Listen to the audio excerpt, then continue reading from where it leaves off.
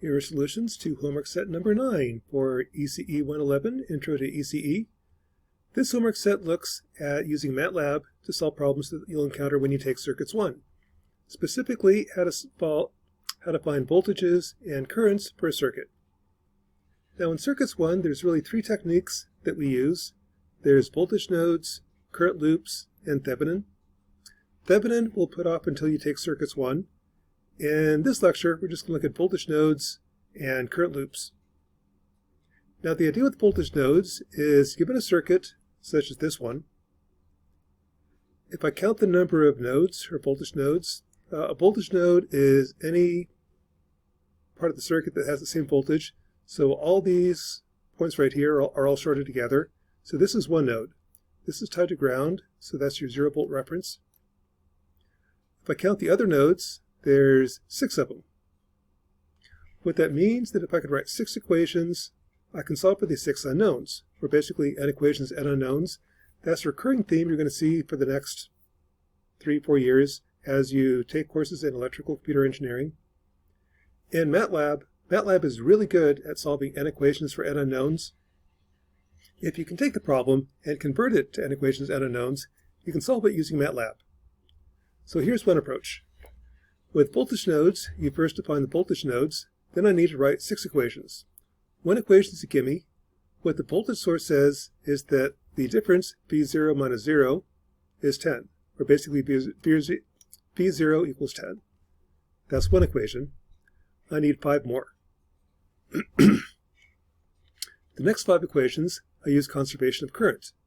The sum of the currents from any node has to be 0, so at node 1, the current left, down, and right has to equal 0.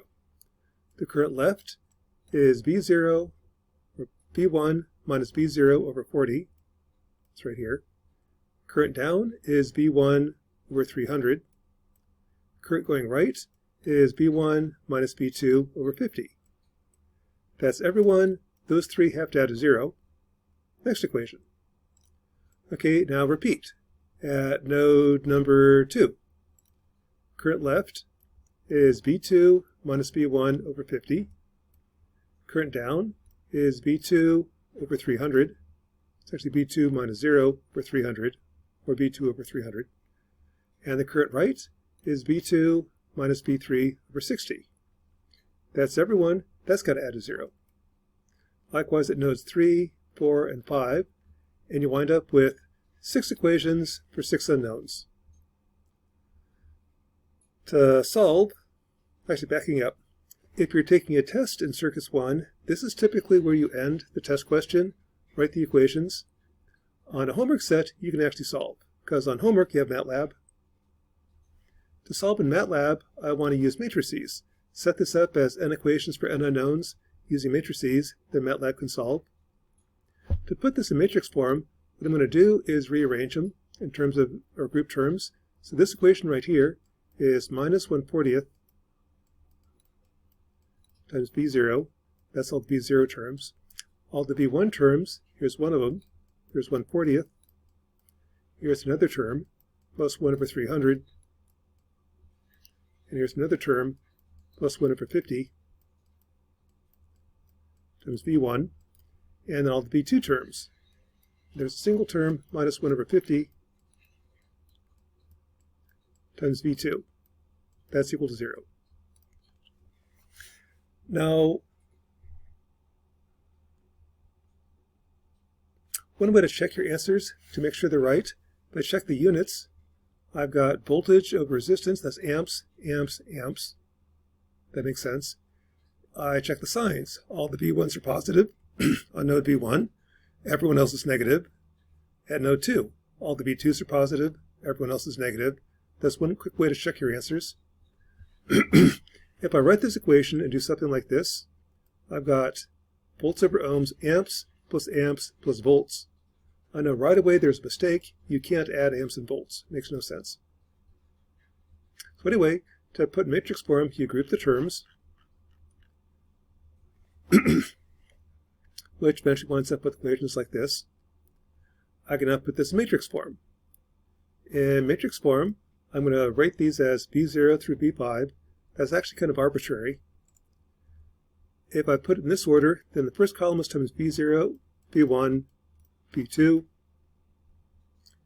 B3, B4, B5. I just do this to remind myself what the columns are multiplied by. So the first equation is B0 equals 10. That's B0 equals 10. The second equation, minus 1/40th B0, plus this mess times B1, minus 1/50th B2 is 0. Likewise for the second, third, fourth, fifth, last equation. Now that it's in matrix form, I can solve using Matlab. So in Matlab, I input this matrix. I call this A. I call that B. Here what I did is, this is kind of a long matrix, so I just did the first row, second row, third row, and so on. Pack all the rows together, and here's your A matrix. Here's the B matrix. The voltage then is just the inverse of A times B. So there's your answer. To check your answer, a lot of students use Chegg. I personally hate Chegg, and you don't need it. Chegg charges quite a bit of money. You don't need it. If you go to Circuit Lab, in Circuit Lab I can build the circuit, find the voltages, and see what the answer is. And sure enough, they match up.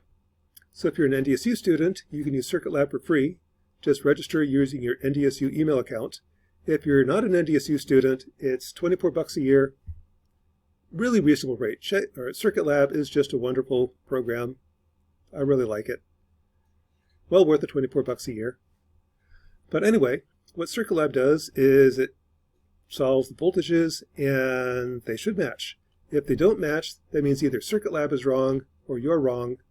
Check your circuit to make sure you didn't input any numbers incorrectly. I've yet to see a mistake in the Circuit Lab. If the answers differ, it's probably your calculations. If your calculations are wrong, I'd go back over here and make sure I didn't make a mistake on any of these numbers. If a number is wrong, the answer will be wrong. So that's voltage nodes. The second technique used in circuits is current loops. With current loops, I've got 5 different windows. If I define the currents in each window going clockwise, I have 5 unknowns. If I could write 5 equations, I can solve for those 5 unknowns. And kind of a sidelight, these aren't the only way you can draw the currents. That's how I like doing it. If you have everyone going clockwise, each one in a window, a pattern emerges. We'll talk about that a little bit later. Once you define the currents, the way you write the current loop equations is they go around a closed path, and that's conservation voltage. If they go around a closed path, all the voltages have to add to 0, as long as I wind up where I started. So doing that, let's go around loop by 1. The first part is minus 10, because I hit the minus sign first, plus this voltage. That's 40 times the current going right. Current going right is I1. So that voltage is 40 I1. This voltage is 300 times the current going down. The current going down is I1 minus I2. I2 is going backwards. And then back where I started, that's equal to 0. And note when I do this, all the I1s are positive, everyone else is negative.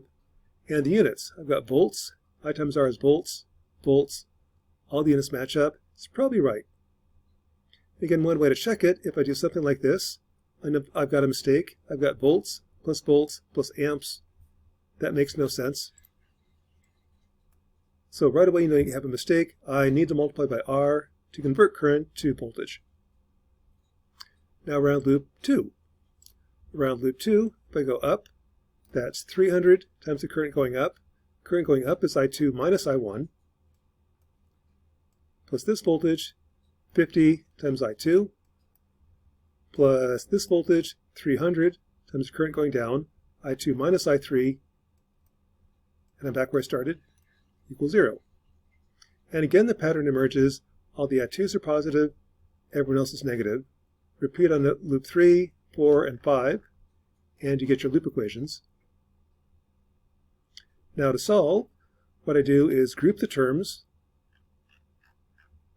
Well, like on this one, if I group the terms, I have 40 plus 300, 430 I1, minus 300 I2,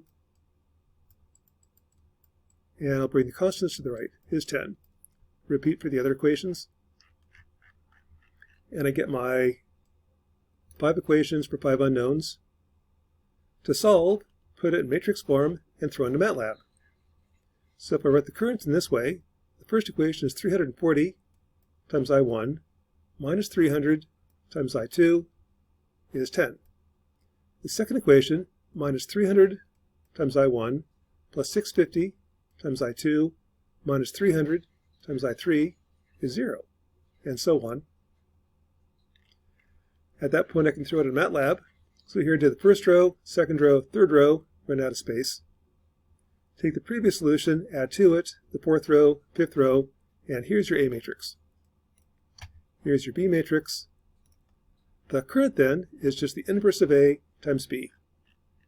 So solving, here's the current, that's in amps. If I want milliamps, I'll just multiply by 1,000. So there's the answer in milliamps. To check your answer, you really don't need Chegg, just throw it in Circuit Lab. In Circuit Lab, I'll click right here, and that'll tell me the current going into this resistor, that's I1. Click right here, that's the current going into the second resistor, R2, I2, and so on. In Circuit Lab, when I find the currents, they should match. And they do, which means I built the circuit correctly, I did the analysis correctly. So that is homework set number 9 for ECE 111. In Matlab, I can solve for voltages and currents. The trick is to write your voltage node equations or current loop equations. The trick is to set up n equations for n unknowns. And when you take circuits, you'll be doing this for 16 weeks. There's various other tricks you can use and other cases, but we won't get into that in this class. We'll wait till you take circuits 2 for that. But once you do that, Matlab is a really useful tool for solving n equations and unknowns. Matlab is really good at that. That's homework set number 9 for ECE 111.